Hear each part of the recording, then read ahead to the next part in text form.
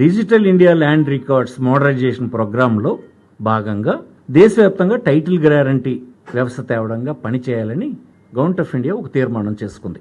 ఇది 2019 ముసాయిదా చట్టాన్ని కూడా వీళ్ళు తయారు చేశారు అక్కడే. దాని ప్రకారం నీతి ఆయోగ్ ఒక నివేదిక ఇచ్చింది. టైటిల్ గ్యారంటీ చట్టం ఎలాగ తీసుకురావాలో అని అన్ని రాష్ట్రాలకి ఒక మార్గదర్శకాలు లాంటిది ఇచ్చింది. నీతి ఆయోగ్ సూచించిన మేరకే ఆంధ్రప్రదేశ్లో తొలిసారిగా ల్యాండ్ టైటిలింగ్ యాక్ట్ తీసుకురావడం జరిగింది.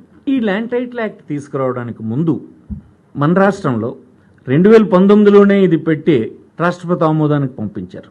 మళ్ళీ కొన్ని కొరీస్తో వెనక్కి పడిచింది. వస్తే మళ్ళీ దాన్ని 2023లో పంపించి రాష్ట్రపతి గారు ఆమోదం తీసుకున్న తర్వాత చట్టంగా రూపొందింది. ఇక్కడ కొంతమంది రాష్ట్రంలో అభిప్రాయపడుతున్నట్టుగా ఇది ఆదరాబాదరగా చేసింది కాదు, దేశవ్యాప్తంగా జరిగినటువంటి ఒక 30 సంవత్సరాల అధ్యయనమో ఒత్తిడో ఉన్నటువంటి సందర్భంలో వచ్చినటువంటి చట్టం, నీతి ఆయోగ్ పర్యవేక్షణలో ముసాయిదా చట్టం ద్వారా వచ్చినటువంటి చట్టం.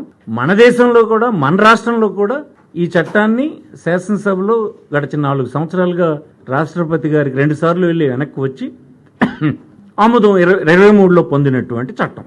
అందుచేత ఎవరైనా తప్పనిసరిగా పౌరులు, స్టేక్ హోల్డర్స్ వారి అభిప్రాయాలని వ్యక్తం చేయడంలో తప్పులేదు. కానీ ప్రభుత్వం ఇచ్చిన వివరణ ఏంటంటే ఆదరాబాదరగా చేసింది కాదు, తానంతలు తానుగా రాష్ట్ర ప్రభుత్వం చేసింది కాదు, చాలా అధ్యయనం చేసినటువంటి చట్టమే.